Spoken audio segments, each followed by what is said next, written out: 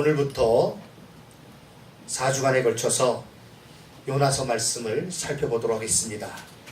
오늘은 그 첫 번째 시간으로 도망자를 위한 물고기라는 제목으로 말씀을 증거하겠습니다.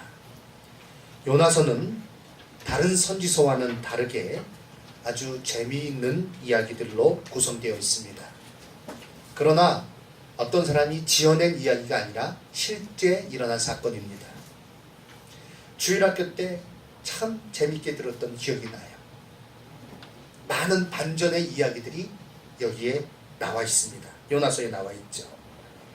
하나님의 뜻을 거역하고 다른 곳으로 가다가 깊은 잠에 빠져있는 선지자, 큰 물고기 뱃속에서 드린 기도, 또 인류 역사상 가장 큰 부흥을 가져온 5마디의 설교, 그리고 자비를 베푸신 하나님께 입을 삐죽거리는 선지자 등등, 참 주일학교 때 재밌게 들었던 그 기억이 납니다.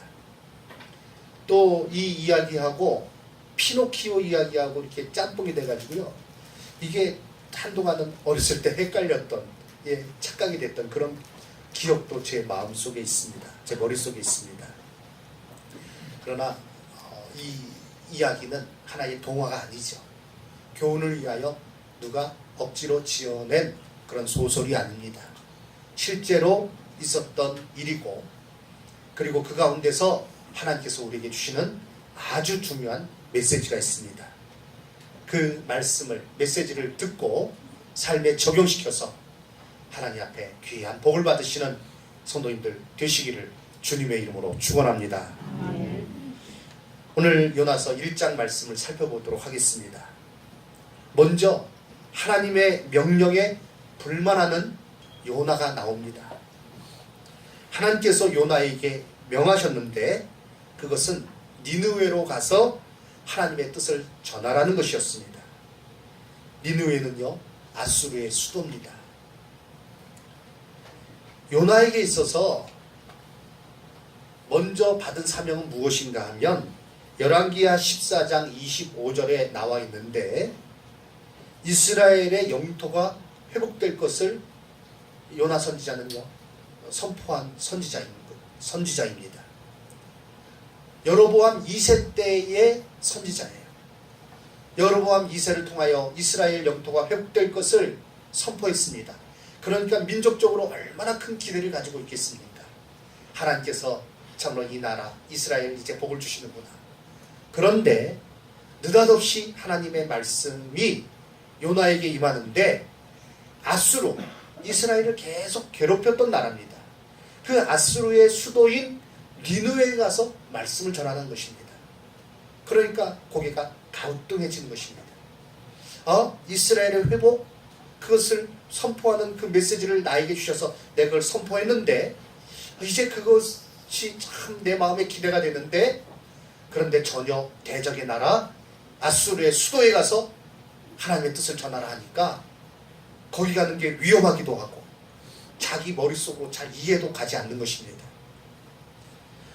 선지자로서 마땅히 하나님 말씀에 순종해야 하는데, 요나는요 그 명령에 불만을 품었습니다. 그리고 결단합니다. 나 이 일을 안 할 거야. 그리고 요나가요 행동을 취합니다. 3절 말씀 보니까, 그러나 요나가 여호와의 얼굴을 피하려고 일어나 다시스로 도망하려 하여 라고 말하고 있습니다. 요나는요 하나님의 뜻, 하나님의 명령을 따라서 행하고 있지 않고 자기의 생각과 감정에 치우쳐서 지금 행동하고 있습니다. 이 같은 어리석음으로 인하여서 요나가 처하게 되는 상황은 참으로 심각한 것이었습니다. 그보다 더 심각한 것은 그의 영적인 상태입니다. 오늘 말씀을 우리가 읽었지만 다시스로 가는 배에 올랐을 때 큰 풍랑이 일었습니다. 근데 요나는 그때에 어떻게 되었습니까? 무엇을 하고 있었습니까?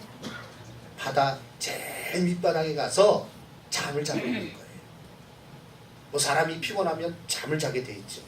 그런데 이때 잠은 그런 잠이 아닌 것 같아요.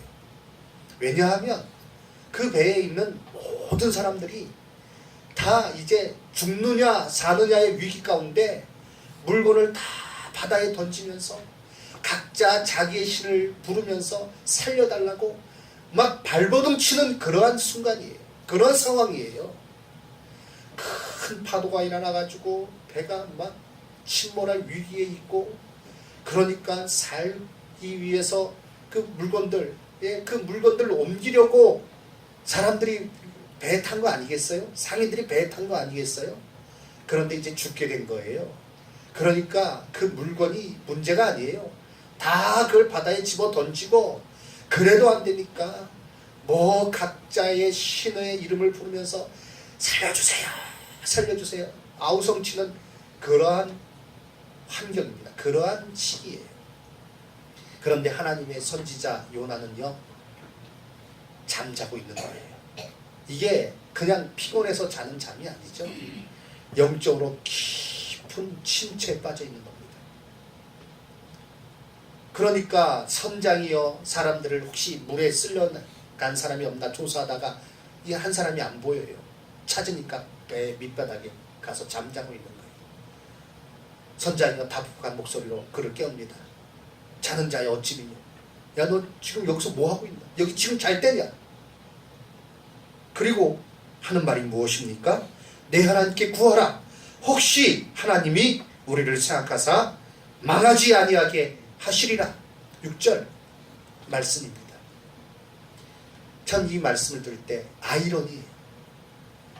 하나님의 선지자 요나는 깊은 잠에 빠져서 정말 기도해야 되는 그때에 잠자고 있고, 이방신을 섬기는 선장은요, 그 요나를 깨워가지고 네가 지금 잘 때냐, 기도할 때가 아니냐, 하나님께 기도하라, 이렇게 얘기하고 있는 거예요.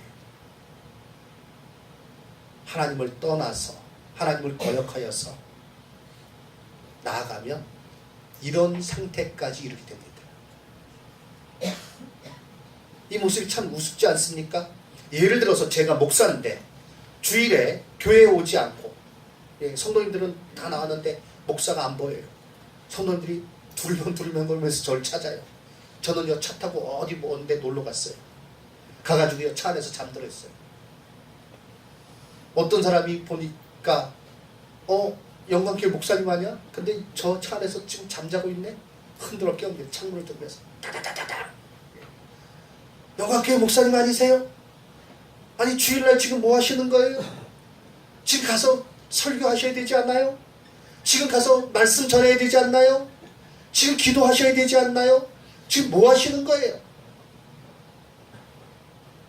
그러면 제 얼굴이 어떻게 되겠습니까? 이게 막 불같이 달아오르겠죠. 요나 선지자가 지금 예를 들자면 그러한 형편이라고요.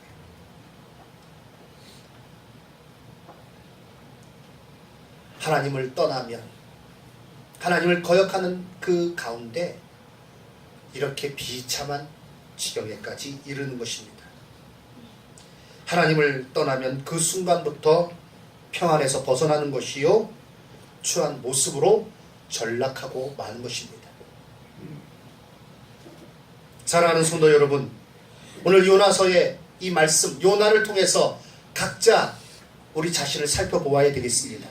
각자를 살필 수 있는 은혜가 있기를 바랍니다. 나는 어떠한가? 나의 영적인 상태는 어떠한가? 저 요나와 같지 않은가? 모태신앙이다, 뭐 어떻다, 그런 얘기를 듣는데 하나님은 멀리만 계신 것 같고, 나의 삶은 그냥 엉망진창이고 영적으로 깊은 잠에 빠져서 처음으로 감각 없는 자가 되어서 이리 휘청 저리 휘청, 지금 죽을 고비인데, 죽을 수밖에 없는 위기인데 그 가운데서 잠자고 있는 모습이 나의 모습이 아닌지 돌아볼 수 있는 우리 성도님들 되시기를 주님의 이름으로 부탁드립니다. 빨리 벗어나야 돼요. 하나님의 뜻인 줄 알면서 그릇되이 행할 때에는요, 거기 사단이 이유를 줍니다. 그럴듯한 이유를 줘요. 이렇기 때문에 어쩔 수 없지 않느냐, 내가 이렇기 때문에 내가 뭐 이렇게 할 수밖에 없는 것 아니겠느냐. 그러나 하나님의 뜻을 따르지 아니하고 그 명령에 순종하지 아니하고 하는 그 어떤 것에 이유를 댈 수 없습니다. 핑계입니다. 하나님 앞에 책망받을 수밖에 없습니다. 사울 왕을 보면요, 하나님께서 아말렉과 전쟁하기 전에 다 진멸하라, 하나도 남기지 말고 짐승까지 다 없애라, 이렇게 명령하셨는데 사울 왕이요, 욕심이 생겼어요. 그래서 좋은 짐승을 끌고 옵니다. 사무엘 선지자가 사울 왕을 만납니다. 사울 왕을 향해서 이 짐승들의 울음소리가 무슨 소리입니까? 라고 물을 때 그는 천연덕스럽게 핑계를 댑니다. 내가 당신의 하나님께 제사할 때 쓰려고 이 좋은 것들은 끌고 왔습니다. 왜 죽입니까? 아깝게. 하나님 앞에 제사하면 얼마나 좋은데. 이것이 바로 타락한 인생의 모습인 것입니다. 하나님 앞에 핑계대지 아니하고 하나님 말씀에 철저하게 순종하는 가운데 살아가는 우리 성도님들 되시기를 바랍니다. 오늘 두 번째 말씀, 본문에서 깨닫는 것은요, 피할 수 없는 하나님의 얼굴입니다. 따라해 주시기 바랍니다. 피할 수 없는 하나님의 얼굴. 요나 1장에 하나님의 얼굴을 피한다 라는 그 구절이 3번이나 나옵니다. 하나님의 얼굴을 피하려고 하는 것이 죄인들의 특징이죠. 처음 아담과 하와가 범죄하였을 때 그들이 하나님의 낯을 피하여 동산 그늘에 서늘한 곳에 숨었다 했습니다. 그러나 하나님의 낯을 피할 수 있는 곳이 있겠습니까? 없습니다. 오늘 우리가 성시교독했는데요, 시편 139편입니다. 139편 7절 말씀을 우리 화면에 띄워주시고 다 같이 읽어보도록 하겠습니다. 시편 139편 7절 말씀 함께 읽겠습니다. 내가 주의 영을 떠나 어디로 가며 주의 앞에서 어디로 피하리까. 다시 한번 읽겠습니다. 내가 주의 영을 떠나 어디로 가며 주의 앞에서 어디로 피하리까. 그렇습니다. 오늘 본문 1장 3절 보면 요나가 도망가는 과정이 소상하게 소개되어 있어요. 그 어느 목사님이 이 부분 설교하면서 이제 그렇게 해석을 하시더라고요. 저도 동의합니다. 그냥 요나가 도망하여 다시스로 갔다 하면 되는데, 요나가 욥바로 내려갔고, 욥바가 항구 도시입니다. 배를 타려고 욥바로 갔고, 거기서 다시스로 가는 그런 배를 만나서 배삭을 주고 그 배에 올랐다. 이스라엘에서 동쪽으로 가는 길이 그곳에 니느웨가 있습니다. 동으로 가야 됩니다. 그런데 이 다시스는 서쪽입니다. 정반대쪽이에요. 도망하려고 다시스로 가면 되겠다, 그 마음의 생각을 가지고 딱 갔는데, 항구에 갔는데 보니까 그때 뭐 전기 여객선 그런 게 없는 때예요. 때마침 다시스로 가는 배가 있어서 배값을 주고 거기 올랐다. 왜 이렇게 소상하게 소개되어 있는가? 하나님께서 지켜보고 계신다는 거예요. 다 보고 계신다는 거예요. 그 목사님의 그 해석에 저도 전적으로 동의합니다. 하나님께서 지켜보고 계시는 거예요. 요나가 마음에 생각 품었을 때부터 하나님께서 아시는 거예요. 그리고 지켜보고 계시는 거예요. 하나님의 낯을 피할 수 있습니까? 없습니다.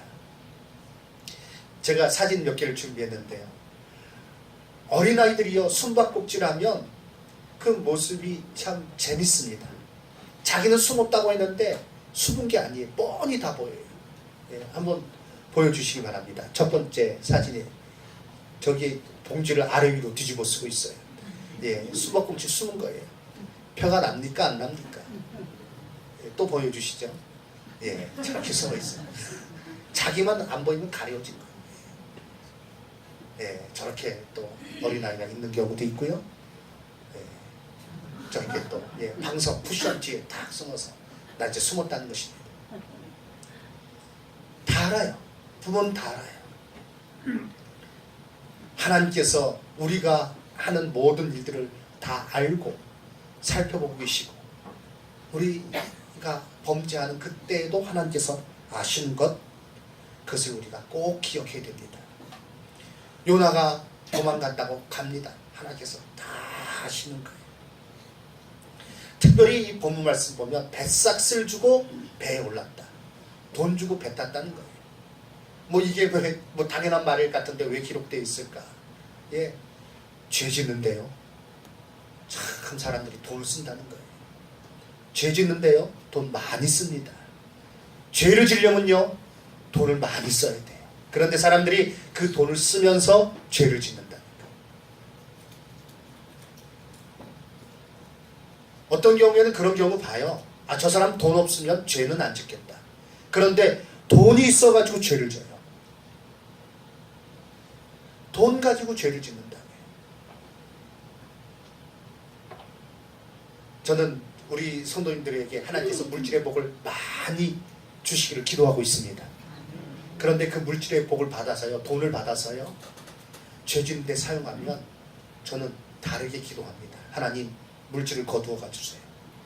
하나님, 저거 갖고 죄 지면 큰일 납니다. 저희 집이 제가 어렸을 때 목장을 했습니다. 수원 권선동에서. 지금 수원 권선동은요 다 아파트 단지예요. 근데 제가 살 때는 아주 촌이었어요. 시골이었어요. 목장을 할 수 있을 정도니까. 그런데 저희 동네가 있는데 저희 집이 좀 높은 데 있었고 아래에 동네가 쭉 있었는데 개발이 들어가는데요. 저희 집을 경계로 해가지고 딱 잘려가지고 1차 개발이 됐어요. 그래서 저희 친구들 다 이제 수용을 당했는데 그 집이 부모님들이 다 농사 짓던 분들이에요. 그 당시에는요 돈도 보상해주고 대토도 줬어요. 다른 그 개발된 지역에 땅도 줬어요. 그러니까 시골에서 순박하게 농사 짓던 분들이 하루아침에 벼락부자가 됐어요. 그 후로 제 친구들 소식을 들었는데 한 3가정 정도가 그냥 깨졌대요. 아빠가 정말 좋은 아버지였어요. 아빠였어요. 농사지면서 순박하게 사시던 분이에요. 근데 갑자기 돈이 생겼어요. 그 농토는 없어졌어요. 돈이 생기니까요. 그 돈 갖고 죄 짓는 거예요. 집에 들어오질 않아요. 술집에 가 있어요. 도박판에 가 있어요.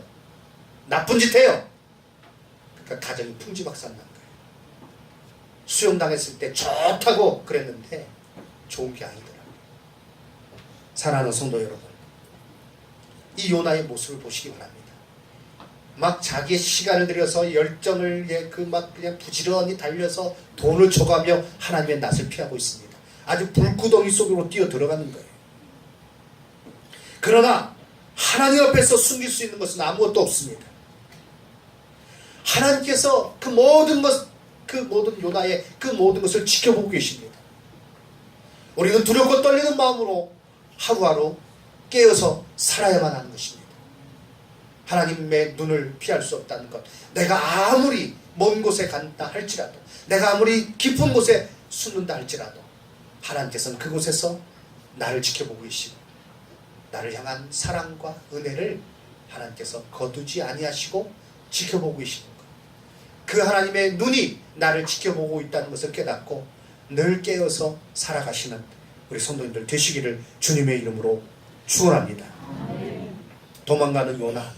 그러나 하나님께서 그 앞에 풍랑을 준비하십니다. 요나를 위한 거예요. 물고기도 준비하십니다. 요나를 위한 것입니다.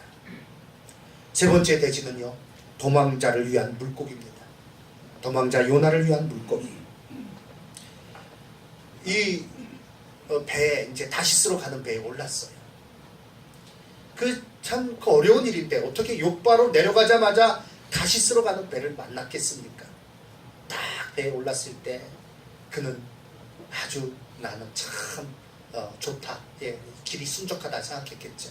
순적한 게 아니에요.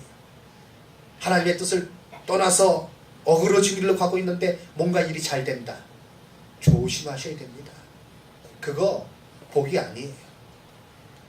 가는데요. 하나님께서 그 요나를 위하여 풍랑을 내리셨다. 4절 여호와께서 큰 바람을 바다 위에 내리심에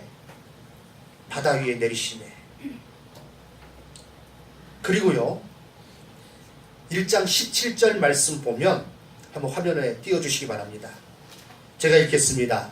여호와께서 이미 큰 물고기를 예비하사 요나를 삼키게 하셨으므로 큰 풍랑이 일어나. 그러니까 막 선원들이 막 살겠다고 물건을 바다에 집어던지고 기도하고 소용이 없어요. 각자의 신을 부르고 소용없어요. 요나를 선장이 깨웠습니다. 너는 왜 자고 있느냐? 너 하나님 앞에 기도해라. 요나가 그때 고백합니다. 내가 실은 이렇게 하나님의 뜻을 거역하고 내가 이 배에 올랐습니다. 아, 이게 큰일 났다. 그 배 안에서 제비를 뽑으니까 요나가 딱 걸려요. 그래도 한번 살아보려고 하는데 이 풍랑이 잦아들질 않아요. 다 죽게 생겼어요. 요나가 그때에 나를 바다에 던져라. 나 때문에 이 풍랑이 일어난 것이다. 절망한 가운데서 그가 얘기를 했고 이제 바다에 던져지게 됐어요. 바다에 던져졌을 때 요나는 아, 이제 다 끝이구나. 이제 다 끝났구나. 나는 이제 여기서 끝나는구나 생각했을 것입니다. 그런데 그때 갑자기 큰 물고기가 나타나서 요나를 삼킵니다. 요나가 물고기 뱃속에 들어가요. 그렇게 말하는 사람 보았어요. 아, 고래가 구조상 사람을 삼킬 수 없다. 그런데 요나가 그 고래 속에 뱃속에 들어가서 3일 밤낮 있었다는 게 말이 되냐? 아, 성경에 언제 고래라고 돼 있어요? 피노키오에서 이야기에서 고래라고 돼 있지. 하나님께서 특별한 물고기를 요나를 위해서 예비하시고 보내신 거예요. 그 안에서 질식하지 아니하고 3박 4일 온전히 3일 밤낮을 있을 수 있도록 잠수함같이 특별히 하나님께서 제작한 물고기를 보내신 거예요. 그 요나를 삼키게 하신 거예요. 하나님은요, 절망 가운데 있는 요나, 이제 다 끝났다고 생각한 요나를 위하여 큰 물고기를 준비하셨습니다. 물고기 뱃속에서의 3일 밤낮은 오직 하나님만을 향하는 시간과 장소였습니다. 하나님은 요나를 포기하지 않았습니다. 그를 위하여 풍랑을 내리고 이미 물고기를 준비하여 하나님 앞에 돌아오게 합니다. 그렇습니다. 풍랑과 물고기는 요나에게 베푸신 하나님의 은혜였습니다. 하나님은 우리를 때로 광야의 자리로, 물고기 뱃속 같은 자리로 이끌어 가십니다. 왜요? 그곳에서 하나님만 의지하고 다른 것이 다 단절된 가운데 하나님만 의지하여 하나님 앞에 다시 서게 하기 위함입니다.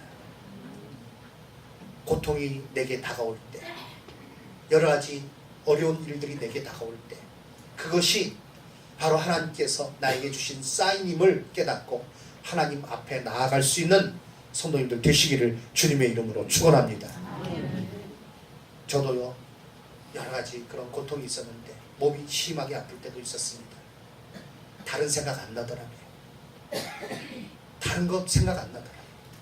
하나님 살려주세요. 하나님 바로 서겠습니다. 하나님 뜻 가운데 행하겠습니다. 참 육체의 고난은 힘들지만 우리에게 굉장히 유익할 때가 있어요. 베드로전서 4장 1절과 2절 말씀을 보면 그리스도께서 이미 육체의 고난을 받으셨으니 너희도 같은 마음으로 갑옷을 삼으라. 이는 육체의 고난을 받은 자는 죄를 그쳤음이니 그 후로는 다시 사람의 정욕을 따르지 않고 하나님의 뜻을 따라 육체의 남은 때를 살게 하려 함이라. 병원에 가서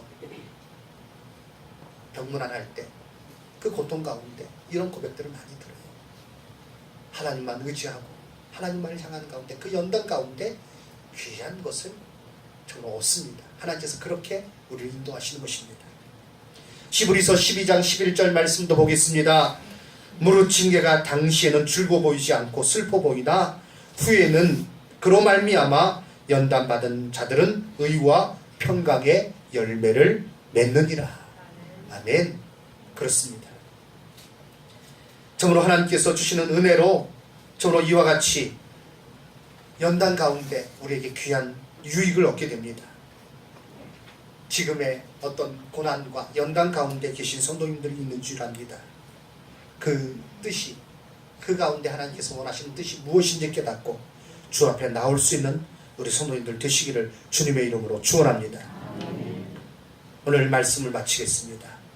요나 1장 말씀에 요나 선지자가 이와 같이 고통당하는 이유는 그가 하나님을 떠났기 때문에 그렇습니다.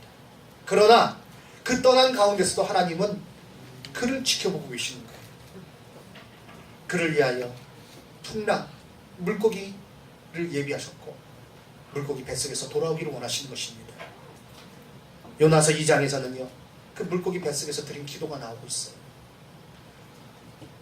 오늘 우리에게 있는 그런 연단의 과정들, 그런 어려움들을 생각하시면서 그 가운데 하나님의 뜻을 발견할 수 있는 성도님들 되시기를 주님의 이름으로 축원합니다.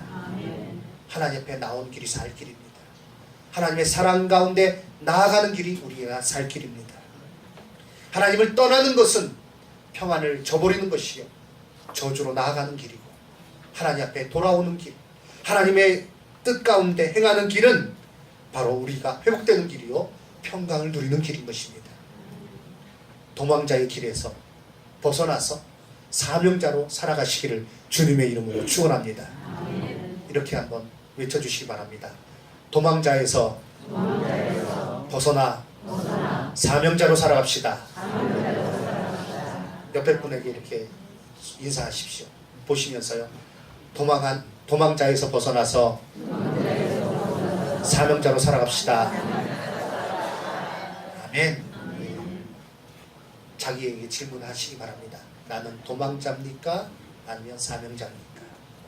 사명자로서 하나님께서 주시는 은혜 가운데 하나님께서 주시는 회복의 그 복을 누리며 살아가시는 성도님들 되시기를 주님의 이름으로 축원합니다. 찬송